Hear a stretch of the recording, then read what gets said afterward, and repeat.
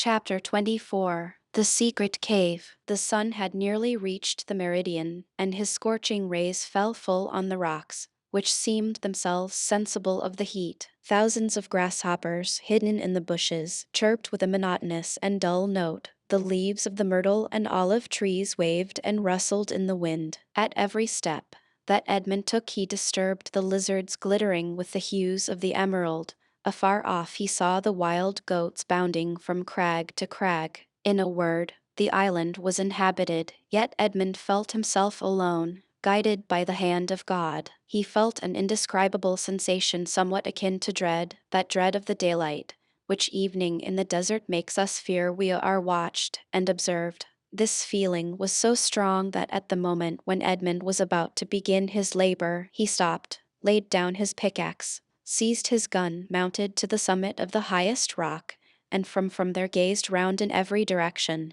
But it was not upon Corsica, the very houses of which he could distinguish, or on Sardinia, or on the island of Elba, with its historical associations, or upon the almost imperceptible line that to the experienced eye of a sailor alone revealed the coast of Genoa the proud, and Leghorn the commercial, that he gazed. It was at the brigantine that had left in the morning, and the tartan that had just set sail, that Edmund fixed his eyes. The first was just disappearing in the Straits of Bonifacio, the other, following an opposite direction, was about to round the island of Corsica. This sight reassured him. He then looked at the objects near him. He saw that he was on the highest point of the island, a statue on this vast pedestal of granite, nothing human appearing in sight, while the blue ocean beat against the base of the island and covered it with a fringe of foam. Then he descended with cautious and slow step, for he dreaded lest an accident similar to that he had so adroitly feigned should happen in reality. Dance, as we have said, had traced the marks along the rocks, and he had noticed that they led to a small creek, which was hidden like the bath of some ancient nymph. This creek was sufficiently wide at its mouth, and deep in the center, to admit of the entrance of a small vessel of the lugger class, which would be perfectly concealed from observation. Then, following the clue that, in the hands of the Abb Faria, had been so skillfully used to guide him through the Daedalian labyrinth of probabilities, he thought that the Cardinal Spada, anxious not to be watched, had entered the creek, concealed his little bark, followed the line marked by the notches in the rock, and at the end of it had buried his treasure. It was this idea that had brought Dance back to the circular rock. One thing only perplexed Edmund and destroyed his theory. How could this rock, which weighed several tons, have been lifted to this spot without the aid of many men? Suddenly an idea flashed across his mind. Instead of raising it, thought he, they have lowered it, and he sprang from the rock in order to inspect the base on which it had formerly stood. He soon perceived that a slope had been formed, and the rock had slid along this until it stopped at the spot it now occupied. A large stone had served as a wedge, flints and pebbles had been inserted around it, so as to conceal the orifice. This species of masonry had been covered with earth, and grass and weeds had grown there, moss had clung to the stones, myrtle bushes had taken root, and the old rock seemed fixed to the earth. Dance dug away the earth carefully, and detected, or fancied he detected, the ingenious artifice. He attacked this wall, cemented by the hand of time, with his pickaxe. After 10 minutes' labor the wall gave way, and a hole large enough to insert the arm was opened. Dance went and cut the strongest olive tree he could find, stripped off its branches, inserted it in the hole, and used it as a lever. But the rock was too heavy, and too firmly wedged, to be moved by any one man, were he Hercules himself. Dance saw that he must attack the wedge, but how? He cast his eyes around, and saw the horn full of powder, which his friend Jacopo had left him. He smiled.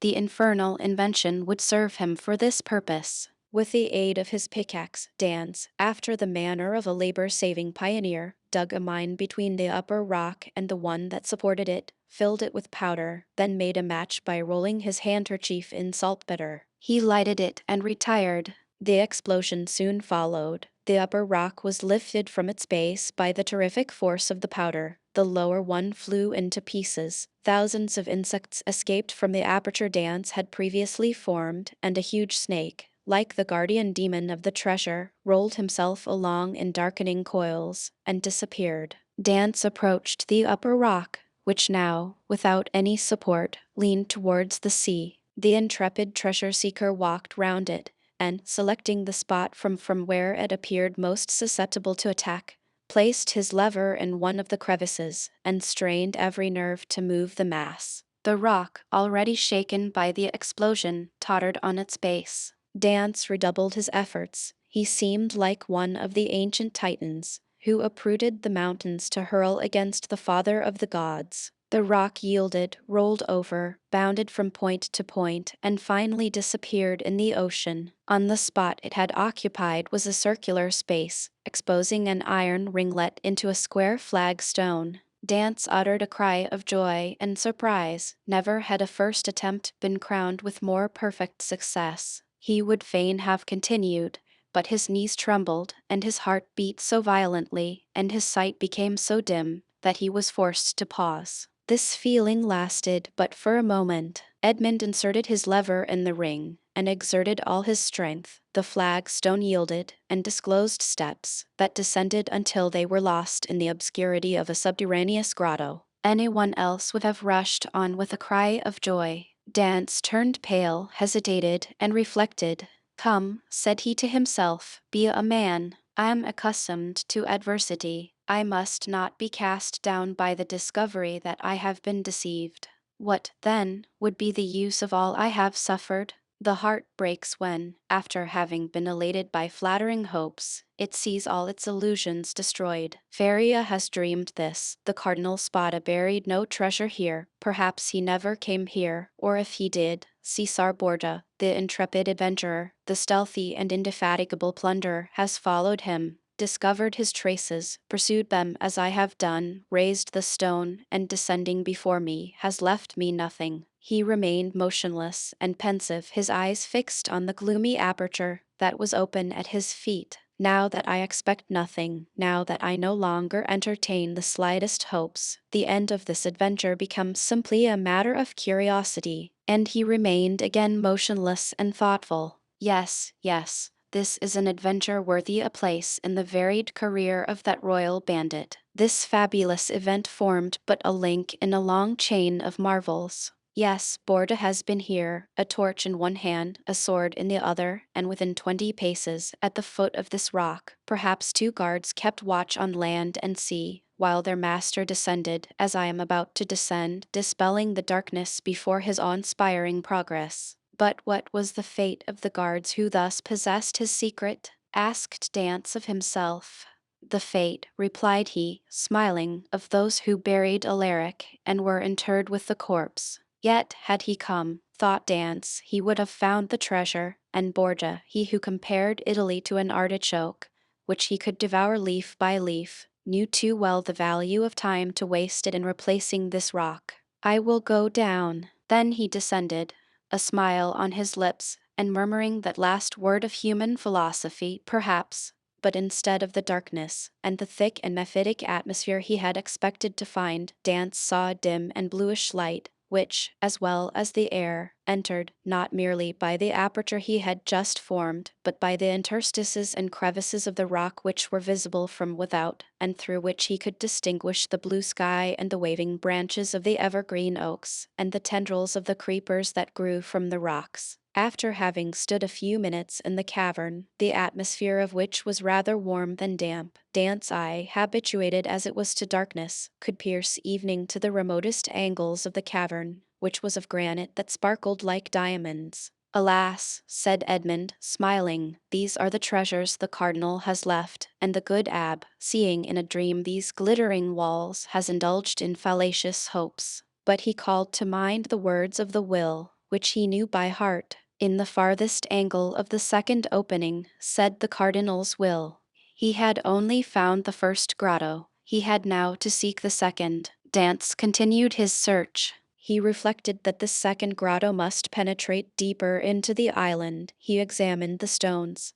and sounded one part of the wall where he fancied the opening existed, masked for precaution's sake. The pickaxe struck for a moment with a dull sound that drew out of Dan's forehead large drops of perspiration. At last it seemed to him that one part of the wall gave forth a more hollow and deeper echo. He eagerly advanced, and with the quickness of perception that no one but a prisoner possesses, saw that there, in all probability, the opening must be. However, he, like Caesar Borgia, knew the value of time, and, in order to avoid fruitless toil, he sounded all the other walls with his pickaxe, struck the earth with the butt of his gun, and finding nothing that appeared suspicious, returned to that part of the wall from where issued the consoling sound he had before heard. He again struck it, and with greater force. Then a singular thing occurred. As he struck the wall, pieces of stucco similar to that used in the groundwork of arabesques broke off, and fell to the ground in flakes, exposing a large white stone.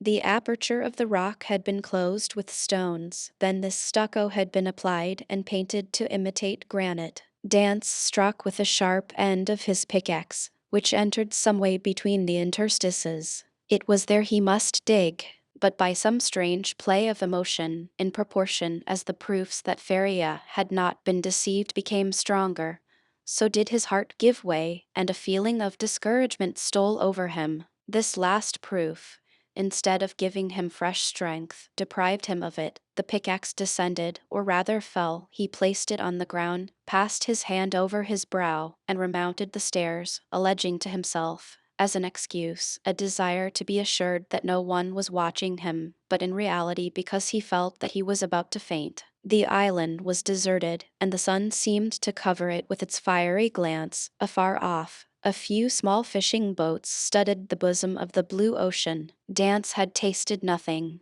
but he thought not of hunger at such a moment. He hastily swallowed a few drops of rum, and again entered the cavern. The pickaxe that had seemed so heavy was now like a feather in his grasp. He seized it and attacked the wall. After several blows he perceived that the stones were not cemented, but had been merely placed one upon the other, and covered with stucco. He inserted the point of his pickaxe, and using the handle as a lever, with joy soon saw the stone turn as if on hinges, and fall at his feet. He had nothing more to do now, but with the iron tooth of the pickaxe to draw the stones towards him one by one. The aperture was already sufficiently large for him to enter, but by waiting he could still cling to hope, and retard the certainty of deception. At last, after renewed hesitation, Dance entered the second grotto. The second grotto was lower, and more gloomy than the first. The air, that could only enter by the newly formed opening had the mephitic smell Dance was surprised not to find in the outer cavern. He waited in order to allow pure air to displace the foul atmosphere,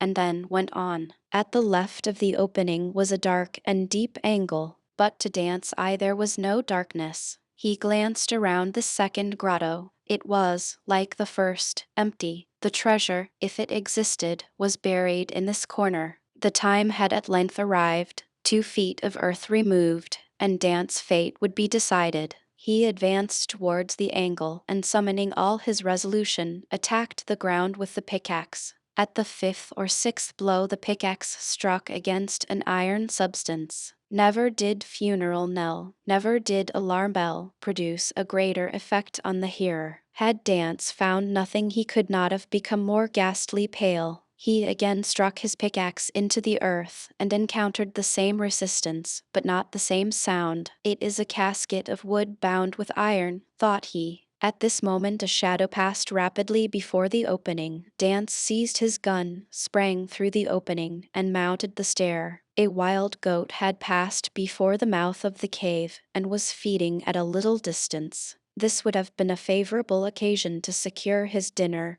but Dance feared lest the report of his gun should attract attention. He thought a moment, cut a branch of a ricinus tree, lighted it at the fire at which the smugglers had prepared their breakfast, and descended with this torch. He wished to see everything. He approached the hole he had dug, and now, with the aid of the torch, saw that his pickaxe had in reality struck against iron and wood. He planted his torch in the ground and resumed his labor. In an instant a space 3 feet long by 2 feet broad was cleared, and Dance could see an oaken coffer, bound with cut steel. In the middle of the lid he saw engraved on a silver plate, which was still untarnished, the arms of the Spada family, viz. A sword and pale, on an oval shield, like all the Italian armorial bearings, and surmounted by a cardinal's hat. Dance easily recognized them. Feria had so often drawn them for him. There was no longer any doubt. The treasure was there. No one would have been at such pains to conceal an empty casket. In an instant he had cleared every obstacle away, and he saw successively the lock,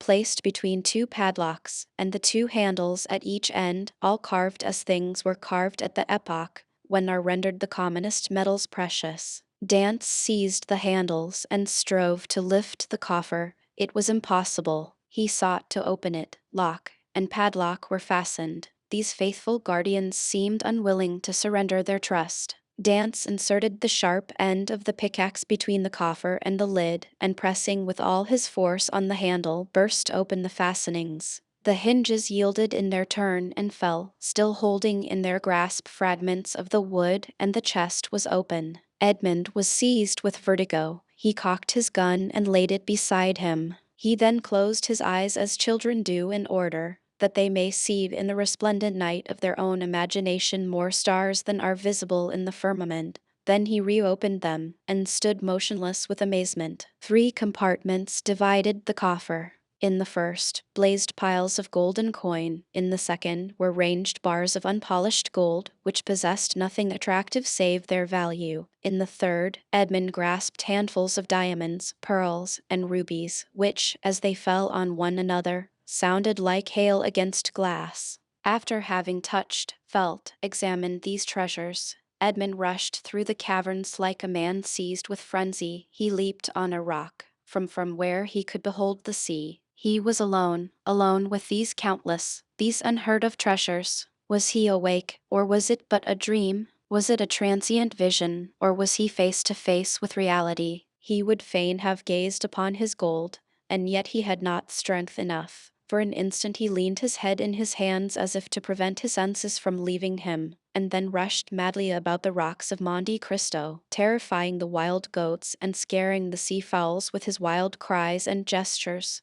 Then he returned, and, still unable to believe the evidence of his senses, rushed into the grotto, and found himself before this mine of gold and jewels. This time he fell on his knees, and, clasping his hands convulsively, uttered a prayer intelligible to God alone. He soon became calmer and more happy, for only now did he begin to realize his felicity. He then set himself to work to count his fortune. There were 1,000 ingots of gold, each weighing from 2 to 3 pounds.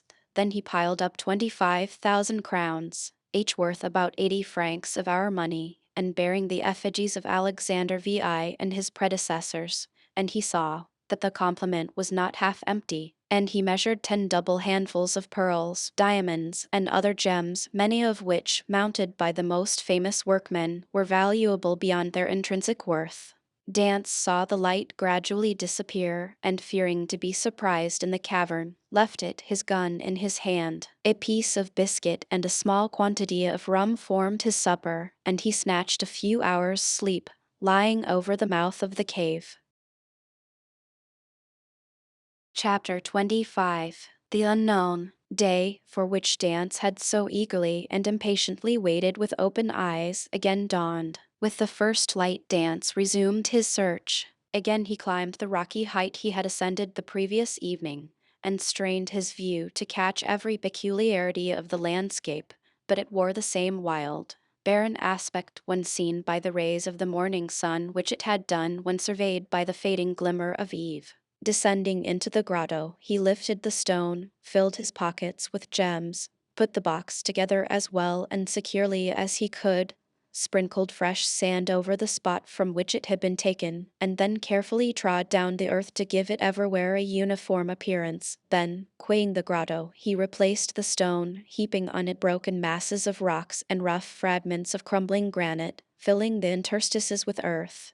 into which he deftly inserted rapidly growing plants, such as the wild myrtle and flowering thorn. Then, carefully watering these new plantations, he scrupulously effaced every trace of footsteps, leaving the approach to the cavern as savage-looking and untrodden as he had found it. This done, he impatiently awaited the return of his companions. To wait at Monte Cristo for the purpose of watching like a dragon over the almost incalculable riches that had thus fallen into his possession satisfied not the cravings of his heart, which yearned to return to dwell among mankind, and to assume the rank, power, and influence which are always accorded to wealth, that first and greatest of all the forces within the grasp of man. On the 6th day, the smugglers returned. From a distance Dance recognized the rig and handling of Lejeune Amley, and dragging himself with affected difficulty towards the landing place, he met his companions with an assurance that, although considerably better than when they quitted him, he still suffered acutely from his late accident. He then inquired how they had fared in their trip.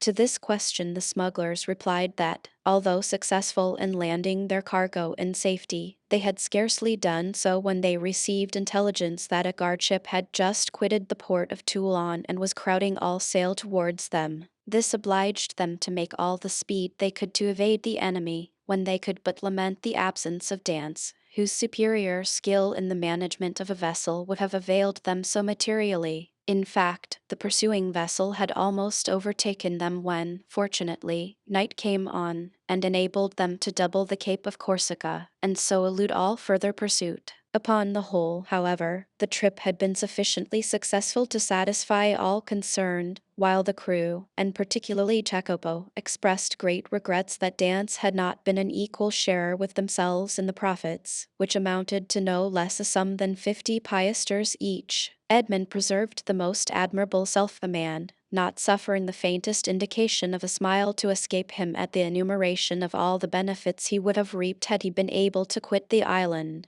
But as Lejeune Amley had merely come to Monte Cristo to fetch him away, he embarked that same evening, and proceeded with the captain to Leghorn. Arrived at Leghorn, he repaired to the house of a Jew, a dealer in precious stones, to whom he disposed of 4 of his smallest diamonds for 5,000 francs each. Dance half feared that such valuable jewels in the hands of a poor sailor like himself may excite suspicion, but the cunning purchaser asked no troublesome questions concerning a bargain by which he gained a round profit of at least 80%. The following day Dance presented Jacopo with an entirely new vessel, accompanying the gift by a donation of 100 piasters, that he may provide himself with a suitable crew and other requisites for his outfit, upon condition that he would go at once to Marseille for the purpose of inquiring after an old man named Louis Dance, residing in the Îles de Milhan, and also a young woman called Mertz, an inhabitant of the Catalan village.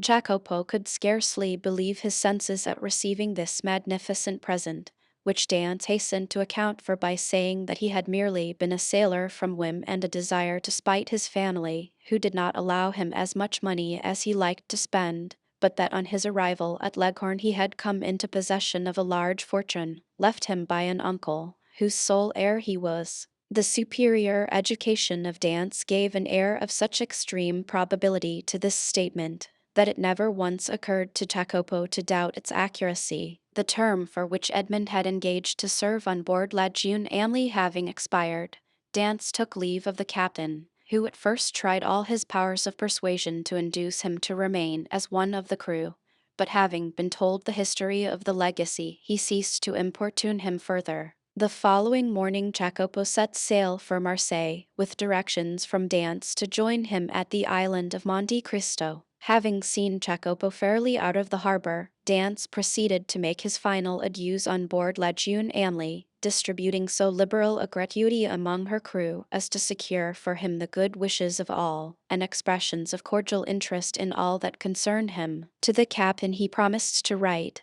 when he had made up his mind as to his future plans. Then Dance departed for Genoa. At the moment of his arrival a small yacht was under trial in the bay, This yacht had been built by order of an Englishman who, having heard that the Genoese excelled all other builders along the shores of the Mediterranean in the construction of fast-sailing vessels, was desirous of possessing a specimen of their skill. The price agreed upon between the Englishman and the Genoese builder was 40,000 francs. Dance, struck with the beauty and capability of the little vessel, applied to its owner to transfer it to him, offering 60,000 francs upon condition that he should be allowed to take immediate possession. The proposal was too advantageous to be refused, the more so as the person for whom the yacht was intended had gone upon a tour through Switzerland and was not expected back in less than 3 weeks or a month, by which time the builder reckoned upon being able to complete another. A bargain was therefore struck. Dance led the owner of the yacht to the dwelling of a Jew, retired with the latter for a few minutes to a small back parlor, and upon their return the Jew counted out to the shipbuilder the sum of 60,000 francs in bright gold pieces.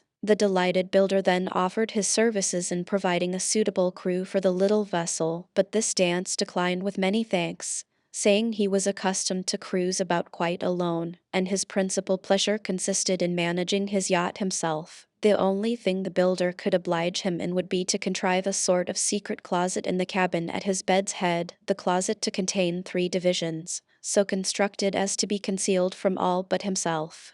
The builder cheerfully undertook the commission, and promised to have these secret places completed by the next day, Dance furnishing the dimensions and plan in accordance with which they were to be constructed. 2 hours afterward Dance sailed from the port of Genoa, under the inspection of an immense crowd drawn together by curiosity to see the rich Spanish nobleman, who preferred managing his own yacht, but their wonder was soon changed to admiration at seeing the perfect skill with which Dance handled the helm. The boat, truly, seemed to be animated with almost human intelligence, so promptly did it obey the slightest touch, and Dance required but a short trial of his beautiful craft to acknowledge that the Genoese had not without reason attained their high reputation in the art of shipbuilding. The spectators followed the little vessel with their eyes as long as it remained visible. They then turned their conjectures upon her probable destination. Some insisted she was making for Corsica, others the island of Elba.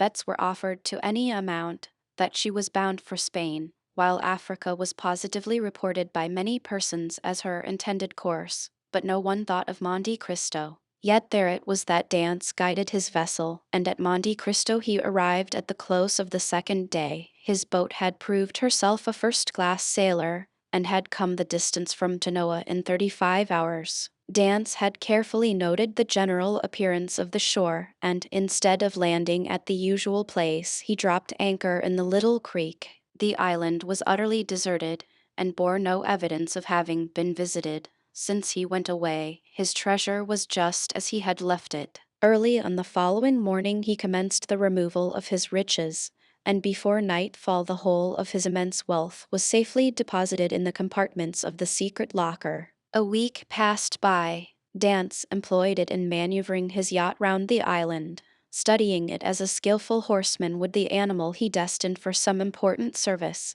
till at the end of that time he was perfectly conversant with its good and bad qualities. The former Dance proposed to augment, the latter to remedy. Upon the 8th day he discerned a small vessel under full sail approaching Monte Cristo. As it drew near, he recognized it as the boat he had given to Jacopo. He immediately signaled it. His signal was returned, and in 2 hours afterwards the newcomer lay at anchor beside the yacht. A mournful answer awaited each of Edmund's eager inquiries as to the information Jacopo had obtained. Old Dance was dead, and Merktz had disappeared. Dance listened to these melancholy tidings with outward calmness, but, leaping lightly ashore, he signified his desire to be quite alone. In a couple of hours he returned. 2 of the men from Jacopo's boat came on board the yacht to assist in navigating it, and he gave orders that she should be steered direct to Marseille. For his father's death he was in some manner prepared,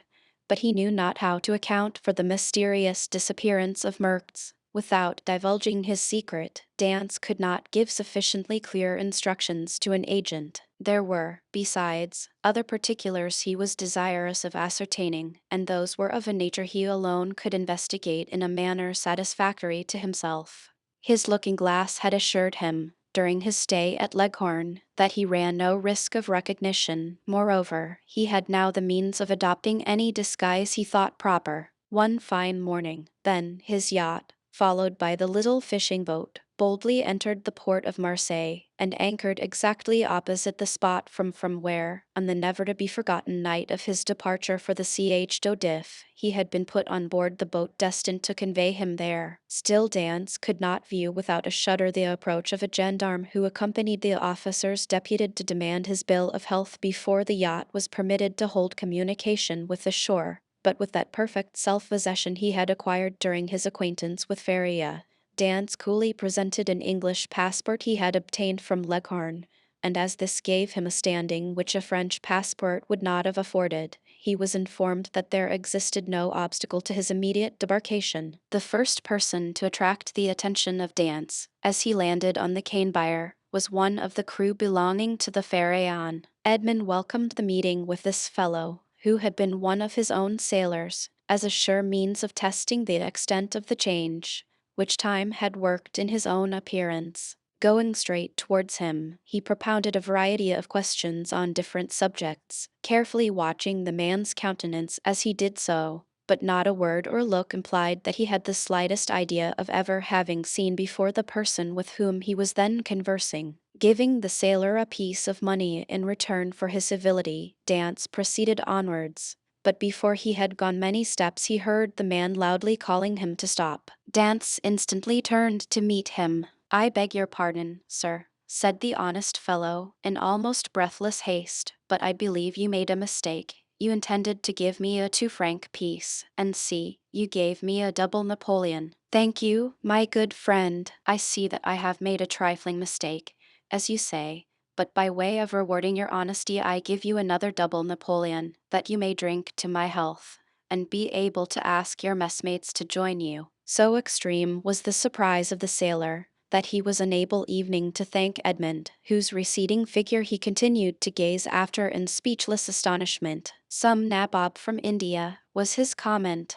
Dance, meanwhile, went on his way. Each step he trod oppressed his heart with fresh emotion. His first and most indelible recollections were there, not a tree, not a street, that he passed but seemed filled with dear and cherished memories. And thus he proceeded onwards till he arrived at the end of the Rue de Noailles, from where a full view of the Allées de Mailhan was obtained. At this spot, so pregnant with fond and filial remembrances, his heart beat almost to bursting, his knees tottered under him, a mist floated over his sight, and had he not clung for support to one of the trees, he would inevitably have fallen to the ground and been crushed beneath the many vehicles continually passing there. Recovering himself, however, he wiped the perspiration from his brows, and stopped not again till he found himself at the door of the house in which his father had lived. The nasturtiums and other plants, which his father had delighted to train before his window, had all disappeared from the upper part of the house. Leaning against the tree, he gazed thoughtfully for a time at the upper stories of the shabby little house. Then he advanced to the door and asked whether there were any rooms to be let.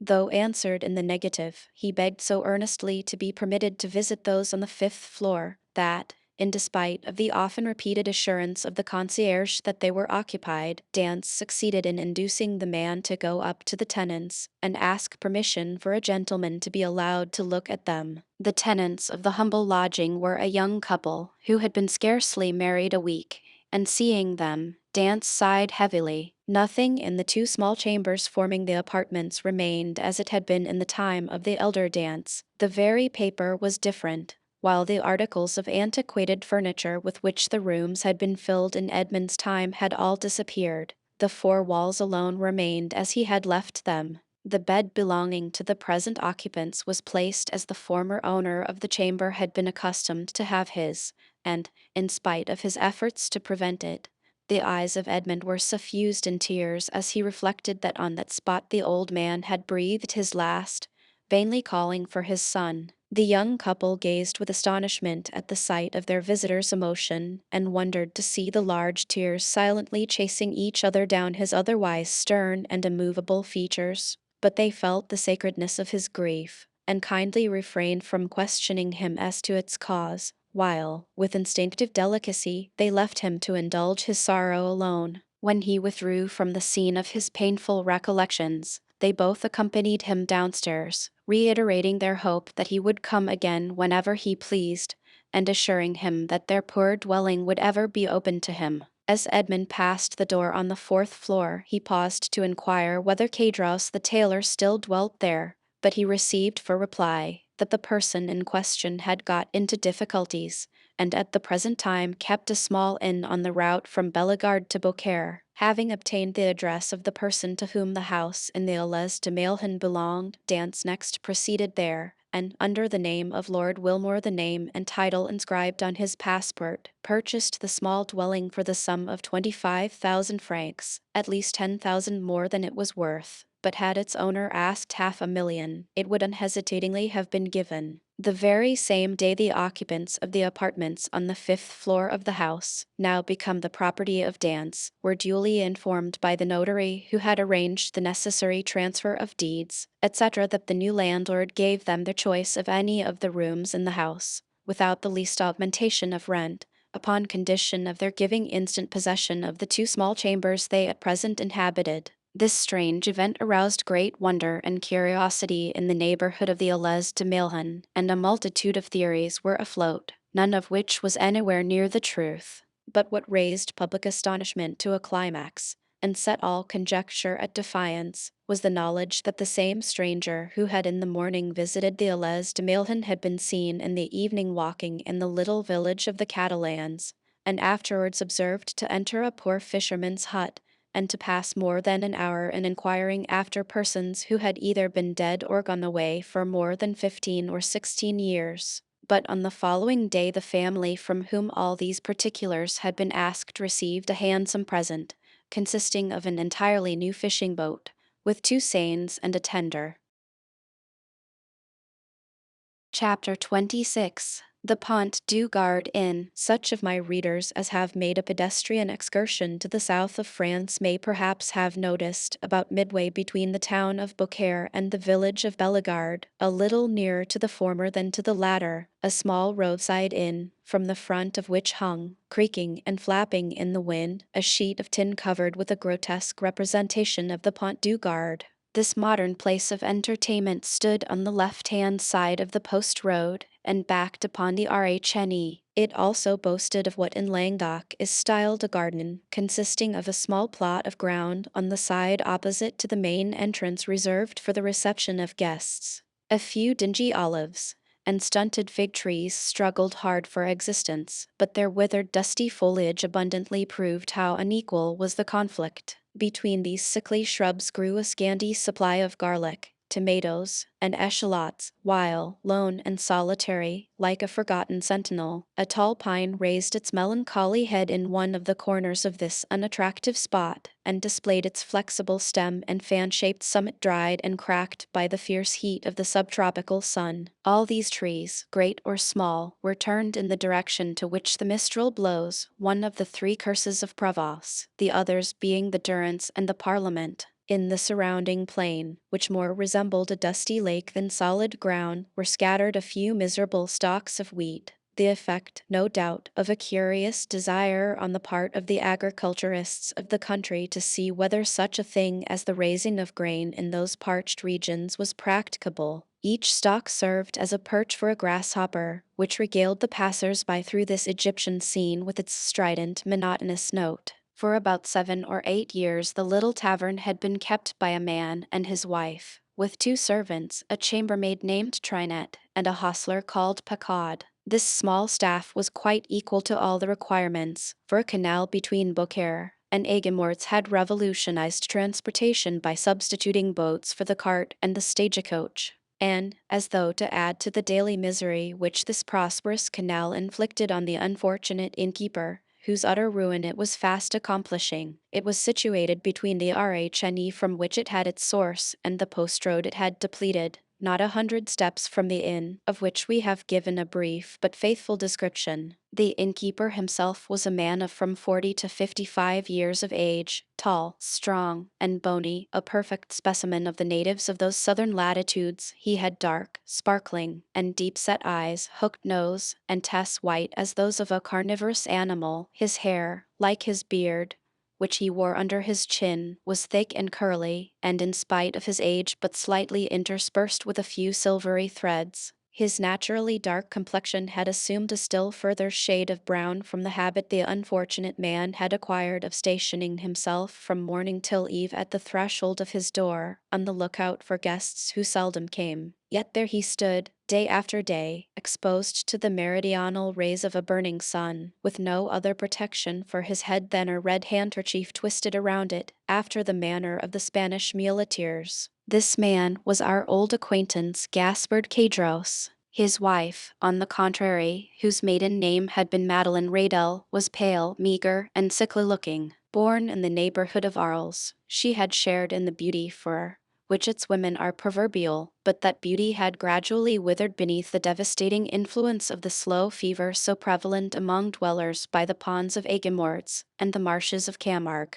She remained nearly always in her second-floor chamber, shivering in her chair, or stretched languid and feeble on her bed, while her husband kept his daily watch at the door, a duty he performed with so much the greater willingness, as it saved him the necessity of listening to the endless plaints and murmurs of his helpmate, who never saw him without breaking out into bitter invectives against fate, to all of which her husband would calmly return an unvarying reply, in these philosophic words: "Hush, La Carconte, it is God's pleasure that things should be so." The sobriquet of La Carconte had been bestowed on Madeleine Radel from the fact that she had been born in a village, so called, situated between Ceylon and Lambesc, and as a custom existed among the inhabitants of that part of France where Cedros lived of styling every person by some particular and distinctive appellation, her husband had bestowed on her the name of La Carconte in place of her sweet and euphonious name of Madeleine, which,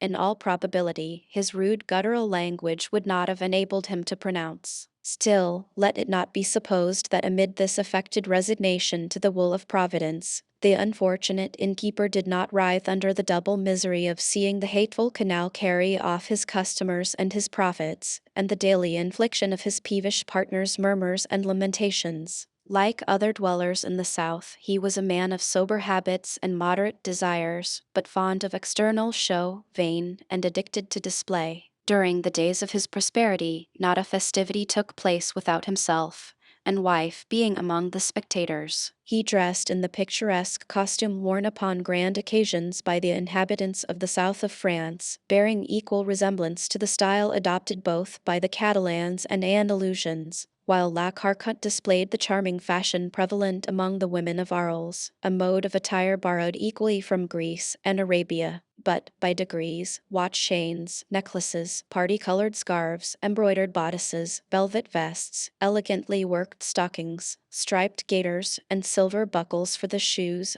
all disappeared, and Gaspard Cedros, unable to appear abroad in his pristine splendor, had given up any further participation in the pomps and vanities, both for himself and wife, although a bitter feeling of envious discontent filled his mind as the sound of mirth and merry music from the joyous revelers reached evening the miserable hostelry to which he still clung more for the shelter than the profit it afforded. Cedros, then, was, as usual, at his place of observation before the door, his eyes glancing listlessly from a piece of closely shaven grass, on which some fowls were industriously, though fruitlessly, endeavoring to turn up some grain or insect suited to their palate, to the deserted road, which led away to the north and south, when he was aroused by the shrill voice of his wife, and grumbling to himself as he went, he mounted to her chamber, first taking care, however, to set the entrance door wide open, as an invitation to any chance traveler who may be passing. At the moment Cedros quitted his sentry-like watch before the door, the road on which he so eagerly strained his sight was void and lonely as a desert at midday. There it lay stretching out into one interminable line of dust and sand, with its sides bordered by tall, meager trees, altogether presenting so uninviting an appearance that no one in his senses could have imagined that any traveler, at liberty to regulate his hours for journeying, would choose to expose himself in such a formidable Sahara. Nevertheless, had Cadros but retained his post a few minutes longer, he may have caught a dim outline of something approaching from the direction of Bellegarde. As the moving object drew nearer, he would easily have perceived that it consisted of a man and horse, between whom the kindest and most amiable understanding appeared to exist. The horse was of Hungarian breed and ambled along at an easy pace. His rider was a priest, dressed in black, and wearing a three-cornered hat, and, despite of the ardent rays of a noonday sun, the pair came on with a fair degree of rapidity. Having arrived before the Pont du Gard, the horse stopped, but whether for his own pleasure or that of his rider would have been difficult to say. However that may have been, the priest, dismounting, led his steed by the bridle in search of some place to which he could secure him. Availing himself of a handle that projected from a half-fallen door, he tied the animal safely, and having drawn a red cotton handkerchief from his pocket, wiped away the perspiration that streamed from his brow, then, advancing to the door, struck thrice with the end of his iron-shod stick.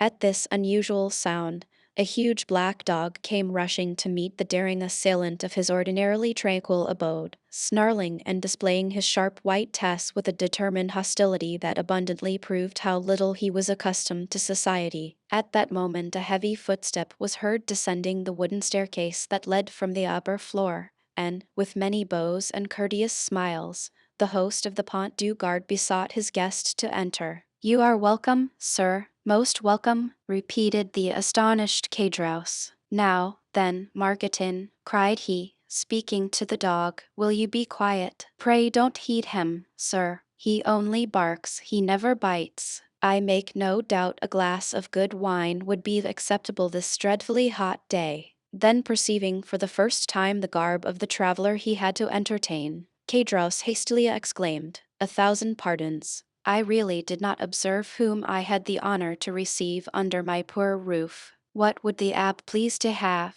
What refreshment can I offer? All I have is at his service." The priest gazed on the person addressing him with a long and searching gaze. Their evening seemed a disposition on his part to court a similar scrutiny on the part of the innkeeper. Then, observing in the countenance of the latter no other expression than extreme surprise at his own want of attention to an inquiry so courteously worded, he deemed it as well to terminate this dumb show, and therefore said, speaking with a strong Italian accent, "You are, I presume, M. Cadros?" "Yes, sir," answered the host, evening more surprised at the question than he had been by the silence which had preceded it.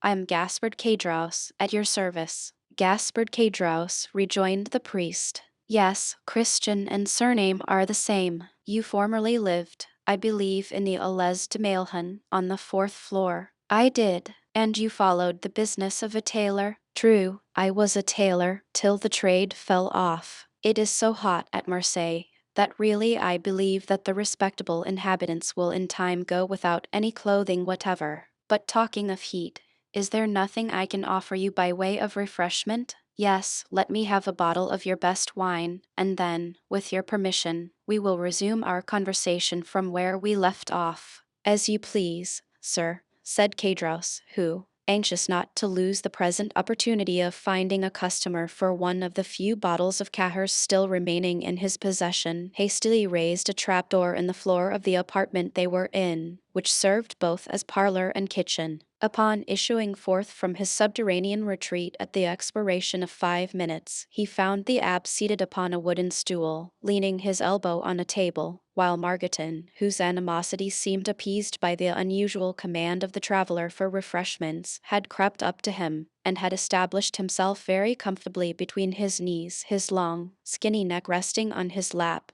while his dim eye was fixed earnestly on the traveler's face. "Are you quite alone?" inquired the guest, as Cadros placed before him the bottle of wine and a glass. Quite alone," replied the man, "or, at least, practically so, for my poor wife, who is the only person in the house besides myself, is laid up with illness, and unable to render me the least assistance, poor thing." "You are married, then?" said the priest, with a show of interest, glancing round as he spoke at the scanty furnishings of the apartment. "Ah, sir," said Cadros with a sigh, "it is easy to perceive I am not a rich man, but in this world a man does not thrive the better for being honest." The abb fixed on him a searching, penetrating glance. "Yes, honest. I can certainly say that much for myself," continued the innkeeper, fairly sustaining the scrutiny of the abb's gaze. "I can boast with truth of being an honest man, and," continued he significantly, with a hand on his breast and shaking his head,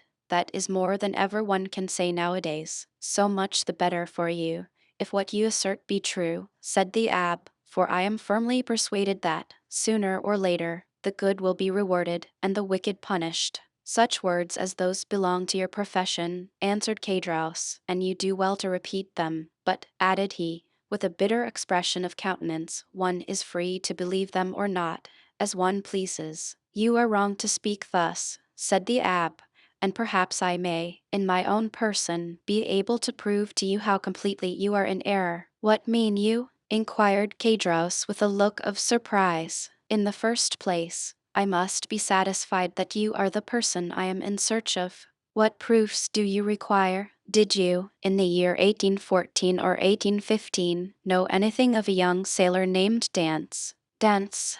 Did I know poor dear Edmund? Why, Edmund Dance and myself were intimate friends," exclaimed Cadros, whose countenance flushed darkly as he caught the penetrating gaze of the abb fixed on him, while the clear, calm eye of the questioner seemed to dilate with feverish scrutiny. "You remind me," said the priest, "that the young man concerning whom I asked you was said to bear the name of Edmund." "Said to bear the name," repeated Cadros, becoming excited and eager. "Why, he was so called as truly as I myself bore the appellation of Gaspard Cadros. But tell me, I pray, what has become of poor Edmund? Did you know him? Is he alive and at liberty? Is he prosperous and happy?" "He died a more wretched, hopeless, heartbroken prisoner than the felons who pay the penalty of their crimes at the gallows of Toulon." A deadly pallor followed the flush on the countenance of Cadros, who turned away, and the priest saw him wiping the tears from his eyes with the corner of the red handkerchief twisted round his head. Poor fellow,"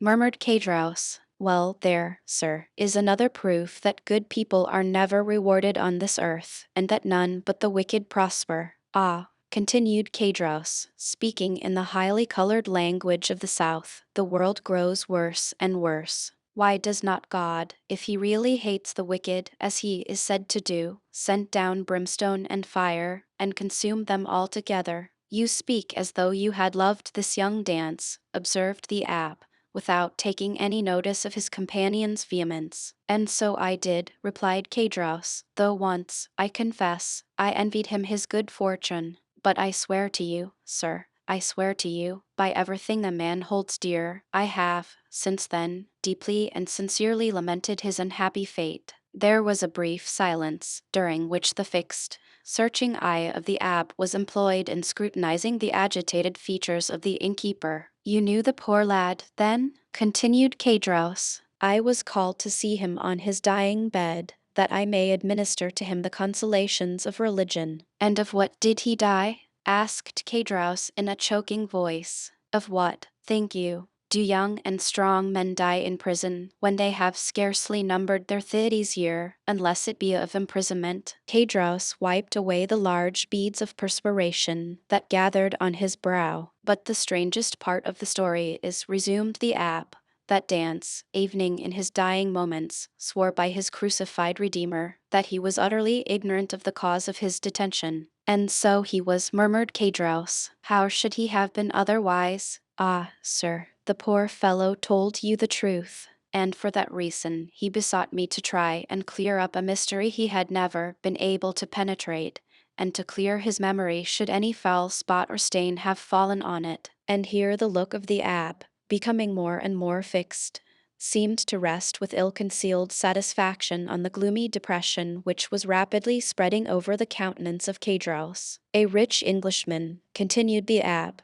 who had been his companion in misfortune, but had been released from prison during the Second Restoration, was possessed of a diamond of immense value. This jewel he bestowed on Dance upon himself quitting the prison, as a mark of his gratitude for the kindness and brotherly care with which Dance had nursed him in a severe illness he underwent during his confinement. Instead of employing this diamond in attempting to bribe his jailers, who may only have taken it and then betrayed him to the governor, Dance carefully preserved it, that in the event of his getting out of prison he may have wherewithal to live, for the sale of such a diamond would have quite sufficed to make his fortune. Then, I suppose, asked Kadros, with eager, glowing looks, that it was a stone of immense value? Why, everything is relative, answered the abb. To one in Edmund's position the diamond certainly was of great value. It was estimated at 50,000 francs. Bless me, exclaimed Kadros. 50,000 francs. Surely the diamond was as large as a nut to be worth all that.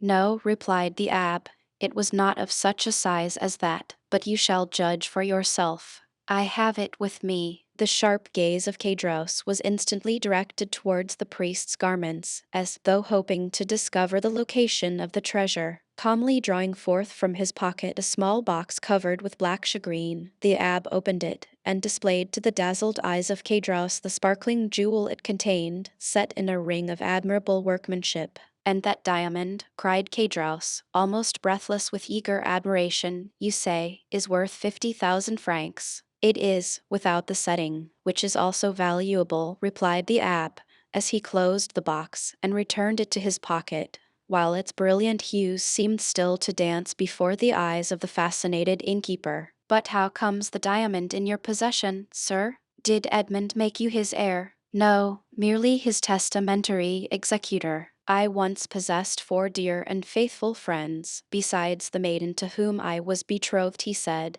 and I feel convinced they have all unfeignedly grieved over my loss. The name of one of the 4 friends is Kadros. The innkeeper shivered. Another of the number, continued the abb, without seeming to notice the emotion of Kadros, is called Danglars, and the third, in spite of being my rival, entertained a very sincere affection for me. A fiendish smile played over the features of Kadros, who was about to break in upon the abb's speech, when the latter, waving his hand, said, "Allow me to finish first, and then if you have any observations to make, you can do so afterwards. The third of my friends, although my rival, was much attached to me. His name was Fernand. That of my betrothed was Stay, continued the abb. I have forgotten what he called her. Merktz, said Kadros eagerly. True, said the abb, with a stifled sigh. Merktz it was. Go on, urged Kadros. Bring me a carafe of water, said the abb. Kadros quickly performed the stranger's bidding, and after pouring some into a glass and slowly swallowing its contents, the abb, resuming his usual placidity of manner, said, as he placed his empty glass on the table, "Where did we leave off? The name of Edmund's betrothed was Merktz. To be sure, you will go to Marseille," said Dance, "for you understand, I repeat his words just as he uttered them. Do you understand? Perfectly. You will sell this diamond. You will divide the money into 5 equal parts, and give an equal portion to these good friends, the only persons who have loved me upon earth." "But why into 5 parts?" asked Kadros. "You only mentioned 4 persons." "Because the 5th is dead, as I hear. The 5th share in Edmund's bequest was his own father." Too true, ejaculated Kadros, almost suffocated by the contending passions which assailed him. "The poor old man did die." "I learned so much at Marseille," replied the abb, making a strong effort to appear indifferent. "But from the length of time that has elapsed since the death of the elder Dance, I was unable to obtain any particulars of his end." "Can you enlighten me on that point? I do not know who could if I could not," said Kadros. "Why, I lived almost on the same floor with the poor old man." "Ah, yes, about a year after the disappearance of his son the poor old man died." "Of what did he die?" "Why, the doctors called his complaint gastroenteritis, I believe. His acquaintances say he died of grief, but I, who saw him in his dying moments, I say he died of—" Kadros paused. "Of what?" asked the priest, anxiously and eagerly. "Why, of downright starvation." "Starvation!" exclaimed the abb, springing from his seat. Why, the vilest animals are not suffered to die by such a death as that. The very dogs that wander houseless and homeless in the streets find some pitying hand to cast them a mouthful of bread, and that a man, a Christian, should be allowed to perish of hunger in the amid of other men who call themselves Christians, is too horrible for belief. Oh, it is impossible, utterly impossible. What I have said, answered Kadros. And you are a fool for having said anything about it, said a voice from the top of the stairs. Why should you meddle with what does not concern you? The two men turned quickly, and saw the sickly countenance of La Carconte peering between the baluster rails. Attracted by the sound of voices, she had feebly dragged herself down the stairs, and, seated on the lower step, head on knees, she had listened to the foregoing conversation. Mind your own business, wife, replied Kadros sharply. This gentleman asks me for information, which common politeness will not permit me to refuse. Politeness, you simpleton, retorted La Carconte. What have you to do with politeness, I should like to know? Better study a little common prudence. How do you know the motives that person may have for trying to extract all he can from you? I pledge you my word, madam, said the abbé, that my intentions are good, and that your husband can incur no risk, provided he answers me candidly. Ah, that's all very fine, retorted the woman. Nothing is easier than to begin with fair promises and assurances of nothing to fear.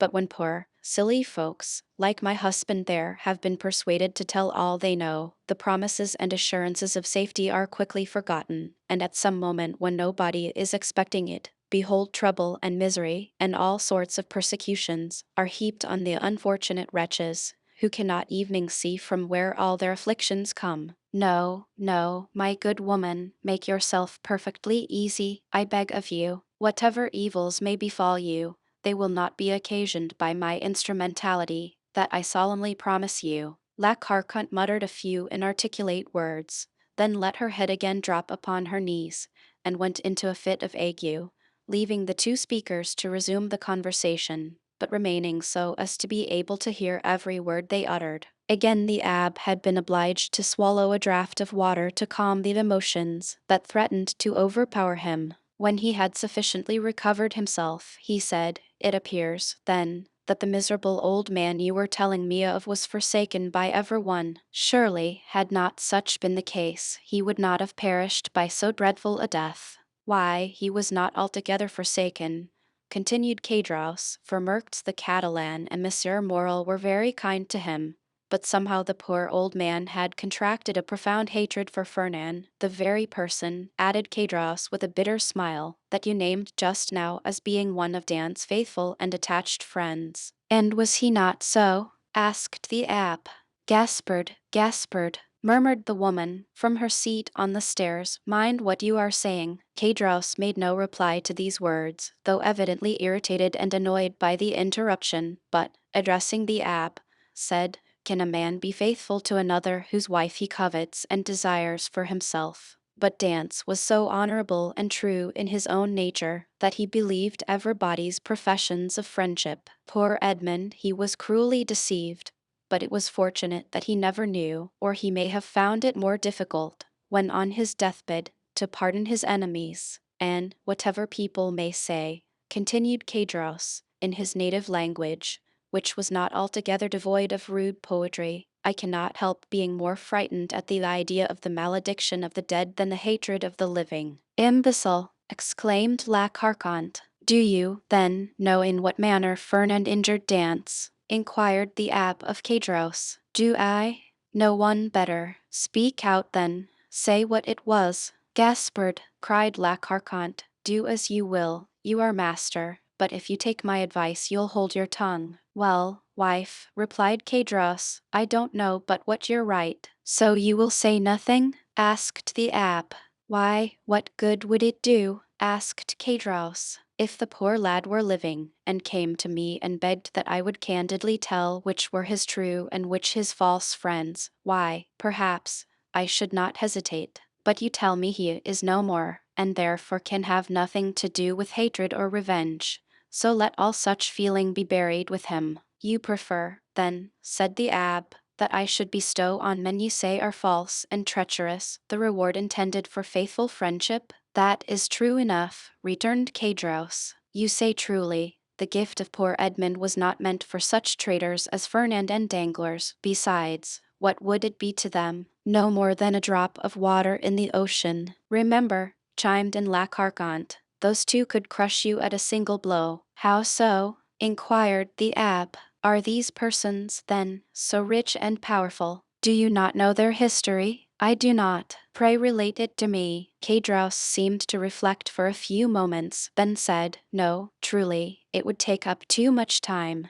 Well, my good friend, returned the abb, in a tone that indicated utter indifference on his part, you are at liberty either to speak or be silent, just as you please. For my own part, I respect your scruples and admire your sentiments, so let the matter end. I shall do my duty as conscientiously as I can, and fulfill my promise to the dying man. My first business will be to dispose of this diamond. So saying, the abb again drew the small box from his pocket, opened it, and contrived to hold it in such a light that a bright flash of brilliant hues passed before the dazzled gaze of Cadros. Wife, wife, cried he in a hoarse voice, come here. Diamond, exclaimed La Carconte, rising and descending to the chamber with a tolerably firm step. What diamond are you talking about? Why, did you not hear all we said? Inquired Cadros. It is a beautiful diamond left by poor Edmund Dance, to be sold, and the money divided between his father, Merktz, his betrothed bride, Fernand, Danglars, and myself. The jewel is worth at least 50,000 francs. Oh, what a magnificent jewel! Cried the astonished woman. The fifth part of the profits from this stone belongs to us then, does it not? Asked Cadros. It does, replied the abb, with the addition of an equal division of that part intended for the elder Dance, which I believe myself at liberty to divide equally with the 4 survivors. And why among us 4? Inquired Cadros. As being the friends Edmund esteemed most faithful and devoted to him. I don't call those friends who betray and ruin you, murmured the wife in her turn, in a low, muttering voice. Of course not, rejoined Cadros quickly, no more do I, and that was what I was observing to this gentleman just now. I said I looked upon it as a sacrilegious profanation to reward treachery, perhaps crime. Remember, answered the abb calmly, as he replaced the jewel and its case in the pocket of his cassock, it is your fault, not mine, that I do so.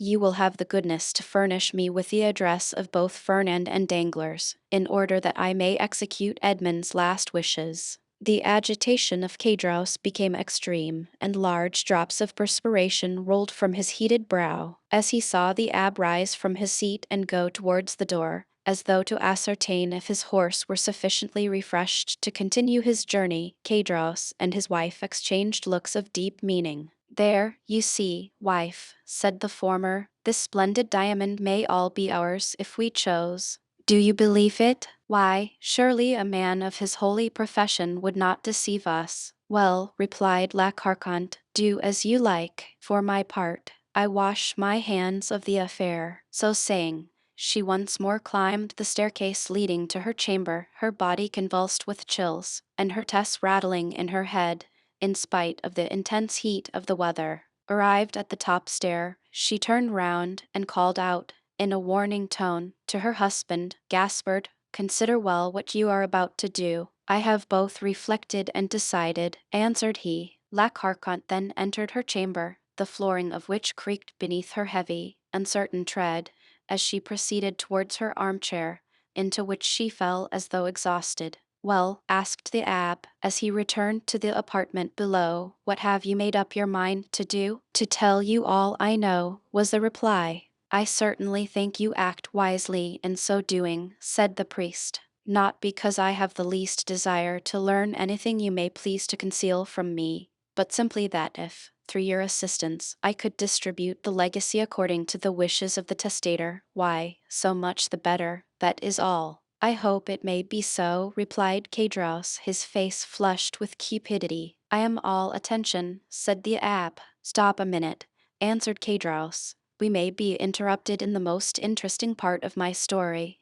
which would be a pity, and it is as well that your visit here should be made known only to ourselves." With these words he went stealthily to the door, which he closed, and, by way of still greater precaution, bolted and barred it, as he was accustomed to do at night. During this time the abbé had chosen his place for listening at his ease. He removed his seat into a corner of the room, where he himself would be in deep shadow, while the light would be fully thrown on the narrator. Then, with head bent down and hands clasped, or rather clenched together, he prepared to give his whole attention to Cadros, who seated himself on the little stool exactly opposite to him. "Remember, this is no affair of mine," said the trembling voice of La Carconte, as though through the flooring of her chamber she viewed the scene that was enacting below.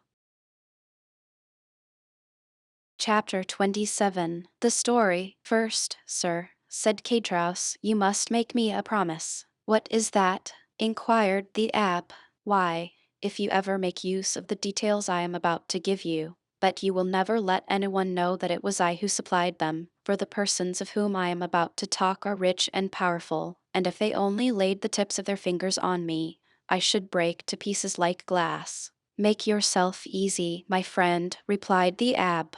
"I am a priest, and confessions die in my breast. Recollect, our only desire is to carry out, in a fitting manner, the last wishes of our friend. Speak, then, without reserve, as without hatred.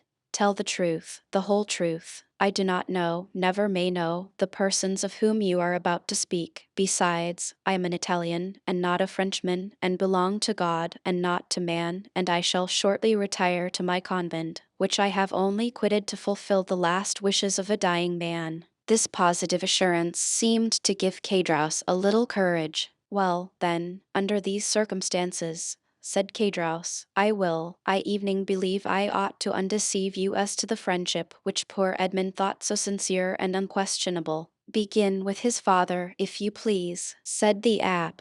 "Edmund talked to me a great deal about the old man for whom he had the deepest love." "The history is a sad one, sir," said Cadros, shaking his head. "Perhaps you know all the earlier part of it." "Yes," answered the abbé. "Edmund related to me everything until the moment when he was arrested in a small cabaret close to Marseilles, at La Arserve. Oh, yes, I can see it all before me this moment. Was it not his betrothal feast? It was, and the feast that began so gaily had a very sorrowful ending. A police commissary, followed by 4 soldiers, entered, and Dance was arrested." "Yes, and up to this point I know all," said the priest. "Dance himself only knew that which personally concerned him, for he never beheld again the 5 persons I have named to you, or heard mention of any one of them." "Well, when Dance was arrested, Monsieur Morel hastened to obtain the particulars, and they were very sad. The old man returned alone to his home, folded up his wedding suit with tears in his eyes, and paced up and down his chamber the whole day, and would not go to bed at all, for I was underneath him and heard him walking the whole night, and for myself, I assure you I could not sleep either, for the grief of the poor father gave me great uneasiness, and every step he took went to my heart as really as if his foot had pressed against my breast." The next day Mertz came to implore the protection of M. de Villefort. She did not obtain it, however, and went to visit the old man. When she saw him so miserable and heartbroken, having passed a sleepless night, and not touched food since the previous day, she wished him to go with her that she may take care of him, but the old man would not consent. "No," was the old man's reply, "I will not leave this house, for my poor dear boy loves me better than anything in the world, and if he gets out of prison he will come and see me the first thing, and what would he think if I did not wait here for him?" I heard all this from the window, for I was anxious that Mertz should persuade the old man to accompany her, for his footsteps over my head night and day did not leave me a moment's repose. "But did you not go upstairs and try to console the poor old man?" asked the abbé. "Ah, sir," replied Cadros, "we cannot console those who will not be consoled, and he was one of these. Besides, I know not why, but he seemed to dislike seeing me. One night, however, I heard his sobs, and I could not resist my desire to go up to him, but when I reached his door he was no longer weeping but praying. I cannot now repeat to you, sir, all the eloquent words and imploring language he made use of. It was more than piety, it was more than grief. And I, who am no cantor, and hate the Jesuits, said then to myself, it is really well, and I am very glad that I have not any children, for if I were a father and felt such excessive grief as the old man does, and did not find in my memory or heart all he is now saying, I should throw myself into the sea at once, for I could not bear it. Poor father, murmured the priest. From day to day he lived on alone, and more solitary. Morel and Mertz came to see him, but his door was closed, and although I was certain he was at home, he would not make any answer. One day, when, contrary to his custom, he had admitted Mertz, and the poor girl, in spite of her own grief and despair, endeavored to console him, he said to her, be assured, my dear daughter, he is dead, and instead of expecting him, it is he who is awaiting us. I am quite happy, for I am the oldest, and of course shall see him first. However well disposed a person may be, why, you see, we leave off after a time seeing persons who are in sorrow, they make one melancholy, and so at last old Dance was left all to himself, and I only saw from time to time strangers go up to him and come down again with some bundle they tried to hide, but I guessed what these bundles were, and that he sold by degrees what he had to pay for his subsistence. At length the poor old fellow reached the end of all he had.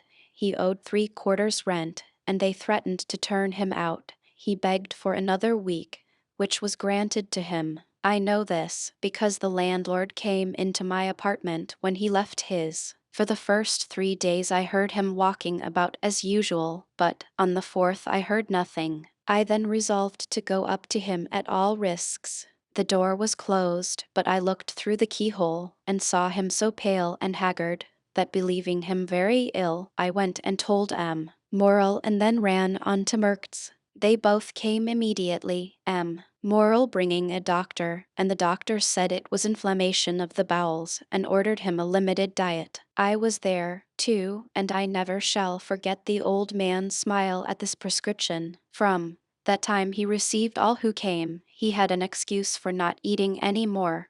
The doctor had put him on a diet. The abbe uttered a kind of groan. The story interests you, does it not, sir? Inquired Cedros. Yes, replied the abbe, it is very affecting. Mertz came again, and she found him so altered that she was even more anxious than before to have him taken to her own home. This was Morel's wish also, who would fain have conveyed the old man against his consent, but the old man resisted, and cried so that they were actually frightened. Mertz remained, therefore, by his bedside, and Morel went away, making a sign to the Catalan that he had left his purse on the chimney-piece, but, availing himself of the doctor's order, the old man would not take any sustenance. At length, after 9 days of despair and fasting, the old man died, cursing those who had caused his misery, and saying to Mertz, if you ever see my Edmund again, tell him I die blessing him. The abbe rose from his chair, made 2 turns round the chamber, and pressed his trembling hand against his parched throat. And you believe he died?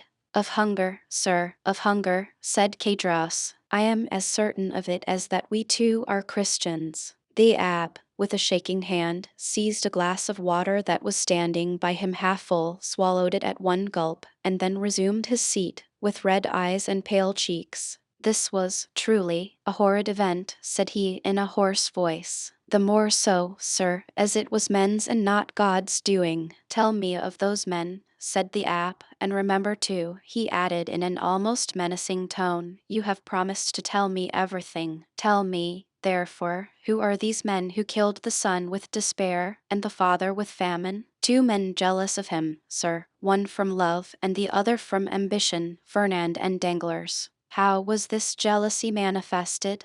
Speak on. They denounced Edmund as a Bonapartist agent. Which of the 2 denounced him? Which was the real delinquent? Both, sir. One with a letter, and the other put it in the post. And where was this letter written? At La Arserve, the day before the betrothal feast. It was so, then, murmured the abbe. Oh, Feria, how well did you judge men and things? What did you please to say, sir? Asked Cedros. Nothing, nothing, replied the priest. Go on. It was Danglars who wrote the denunciation with his left hand, that his writing may not be recognized, and Fernand who put it in the post. But, exclaimed the abbé suddenly, you were there yourself. I, said Cadros, astonished. Who told you I was there? The abbé saw he had overshot the mark, and he added quickly, no one. But in order to have known everything so well, you must have been an eyewitness. True, true, said Cadros in a choking voice. I was there. And did you not remonstrate against such infamy? Asked the abbé. If not, you were an accomplice. Sir, replied Cadros, they had made me drink to such an excess that I nearly lost all perception. I had only an indistinct understanding of what was passing around me. I said all that a man in such a state could say, but they both assured me that it was a jest they were carrying on, and perfectly harmless. Next day, sir, you must have seen plain enough what they had been doing, yet you said nothing, though you were present when Dance was arrested. Yes, sir, I was there, and very anxious to speak, but Danglars restrained me. If he should really be guilty, said he, and did really put into the island of Elba, if he is really charged with a letter for the Bonapartist committee at Paris, and if they find this letter upon him, those who have supported him will pass for his accomplices. I confess I had my fears, in the state in which politics then were, and I held my tongue. It was cowardly, I confess, but it was not criminal. I understand, you allowed matters to take their course, that was all. Yes, sir, answered Cadros, and remorse preys on me night and day. I often ask pardon of God, I swear to you, because this action, the only one with which I have seriously to reproach myself in all my life, is no doubt the cause of my abject condition. I am expiating a moment of selfishness, and so I always say to La Carconte, when she complains, hold your tongue, woman, it is the will of God. And Cadros bowed his head with every sign of real repentance. Well, sir, said the abbé, you have spoken unreservedly, and thus to accuse yourself is to deserve pardon. Unfortunately, Edmond is dead and has not pardoned me. He did not know, said the abbé. But he knows it all now, interrupted Cadros. They say the dead know everything. There was a brief silence. The abbé rose and paced up and down pensively, and then resumed his seat. You have 2 or 3 times mentioned M. Morel, he said. Who was he? The owner of the Pharaon and patron of dance. And what part did he play in this sad drama? Inquired the abbé. The part of an honest man, full of courage and real regard.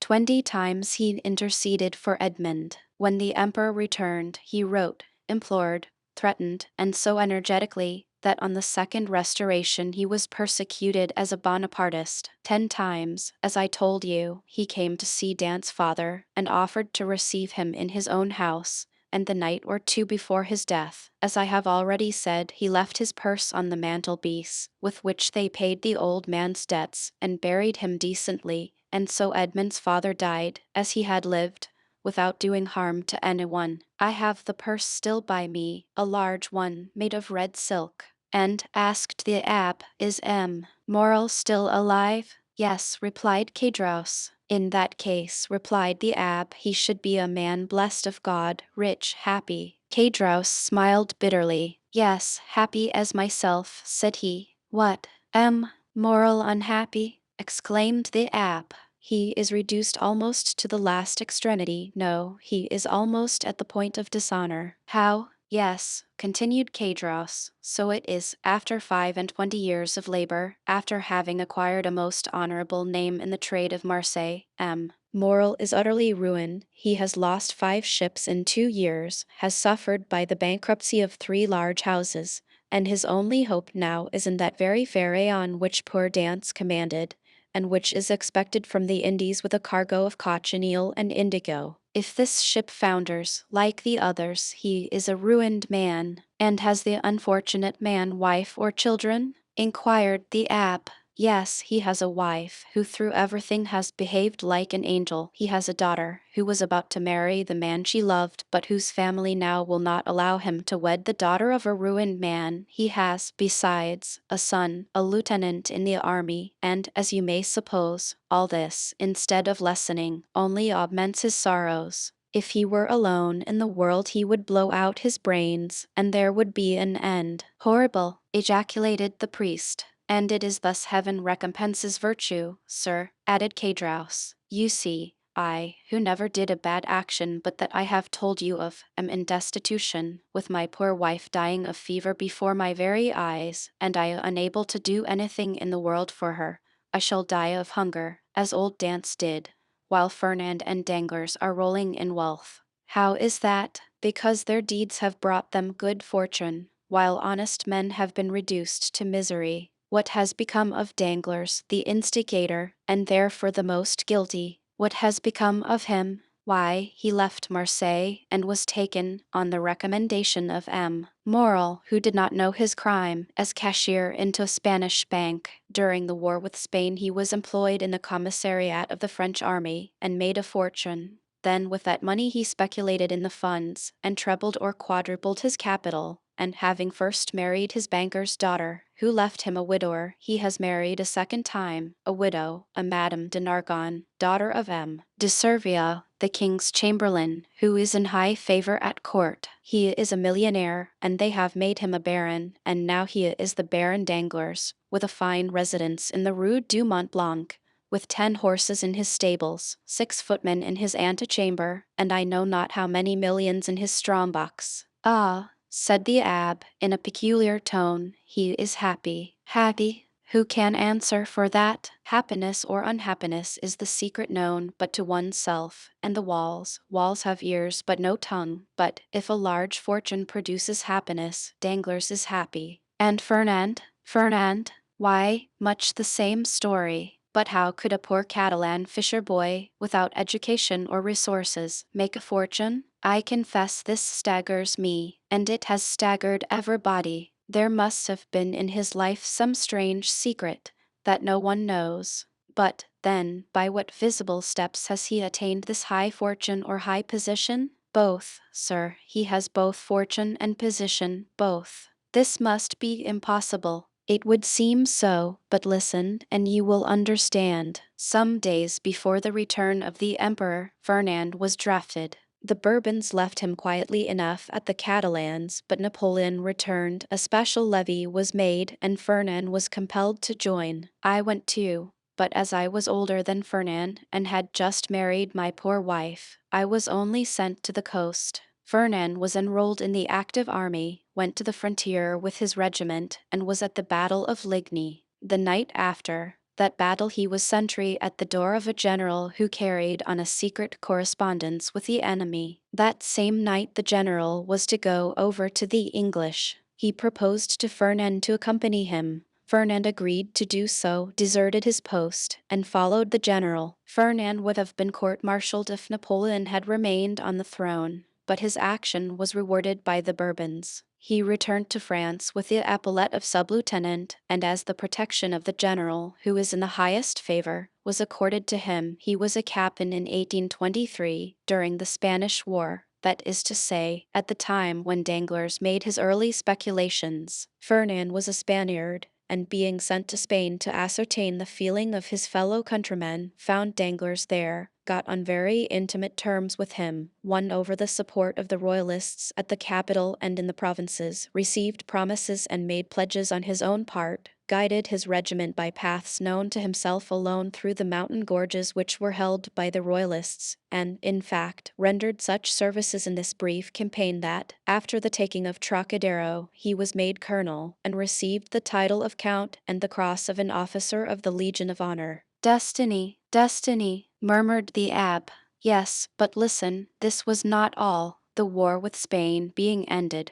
Fernand's career was checked by the long peace which seemed likely to endure throughout Europe. Greece only had risen against Turkey, and had begun her war of independence. all eyes were turned towards Athens. It was the fashion to pity and support the Greeks. The French government, without protecting them openly, as you know, gave countenance to volunteer assistance. Fernand sought and obtained leave to go and serve in Greece, still having his name kept on the army roll. Some time after, it was stated that the Count de Morcerf, this was the name he bore, had entered the service of Ali Pasha with the rank of Instructor General. Ali Pasha was killed, as you know, but before he died he recompensed the services of Fernand by leaving him a considerable sum, with which he returned to France, when he was gazetted Lieutenant General. So that now, inquired the abbe, so that now, continued Caedros, he owns a magnificent house, no. 27, Rue du Helder, Paris.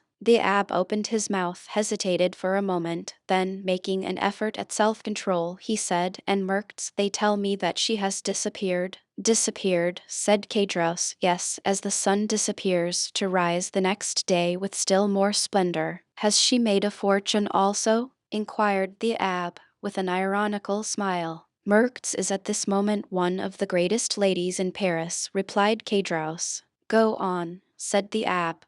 "It seems as if I were listening to the story of a dream, but I have seen things so extraordinary that what you tell me seems less astonishing than it otherwise may." Merktz was at first in the deepest despair at the blow which deprived her of Edmond. "I have told you of her attempts to propitiate M. de Villefort, her devotion to the elder dance. In the amid of her despair, a new affliction overtook her. This was the departure of Fernand, whose crime she did not know, and whom she regarded as her brother. Fernand went, and Merktz remained alone. 3 months passed, and still she wept. No news of Edmond, no news of Fernand, no companionship save that of an old man who was dying with despair. One evening, after a day of accustomed vigil at the angle of 2 roads leading to Marseille from the Catalans, she returned to her home more depressed than ever. Suddenly she heard a step she knew, turned anxiously around, the door opened, and Fernand, dressed in the uniform of a sub-lieutenant,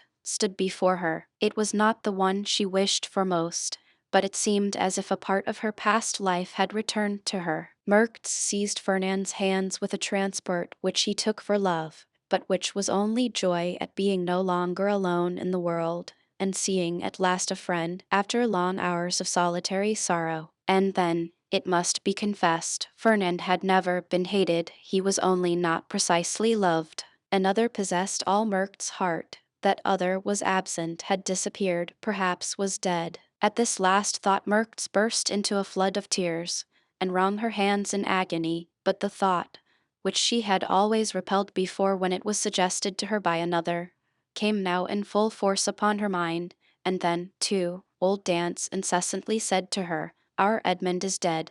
If he were not, he would return to us." The old man died, as I have told you. Had he lived, Merktz, perhaps, had not become the wife of another, for he would have been there to reproach her infidelity. Fernand saw this, and when he learned of the old man's death he returned. He was now a lieutenant. At his first coming he had not said a word of love to Merktz. At the second he reminded her that he loved her. Merktz begged for 6 months more in which to await and mourn for Edmond. "So that," said the abbe, with a bitter smile, "that makes 18 months in all. What more could the most devoted lover desire?" Then he murmured the words of the English poet, "Frailty, your name is woman." 6 months afterwards, continued Caedros, the marriage took place in the church of Écoules. "The very church in which she was to have married Edmond," murmured the priest. "There was only a change of bridegrooms." "Well, Merktz was married," proceeded Caedros, "but although in the eyes of the world she appeared calm, she nearly fainted as she passed La Arcerve, where, 18 months before, the betrothal had been celebrated with him whom she may have known she still loved had she looked to the bottom of her heart. Fernand, more happy, but not more at his ease, for I saw at this time he was in constant dread of Edmond's return. Fernand was very anxious to get his wife away, and to depart himself.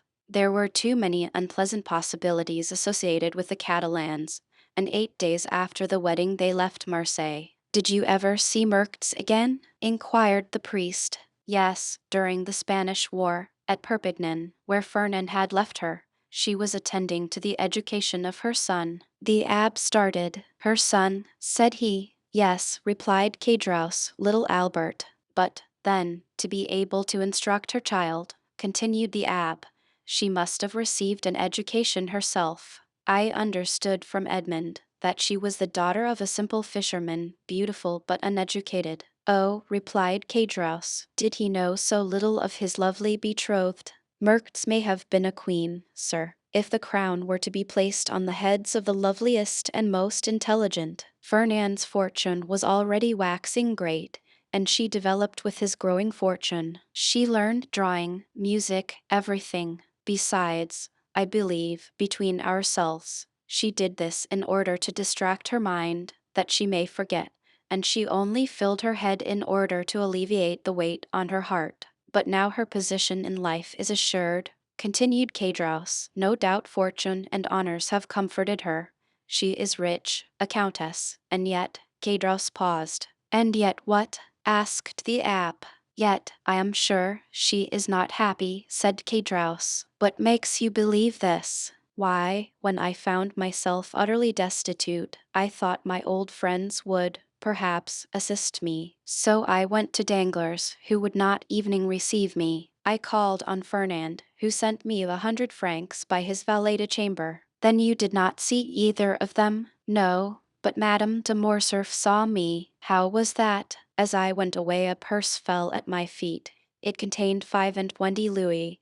I raised my head quickly, and saw Merktz, who at once shut the blind. And M. de Villefort? Asked the abbe.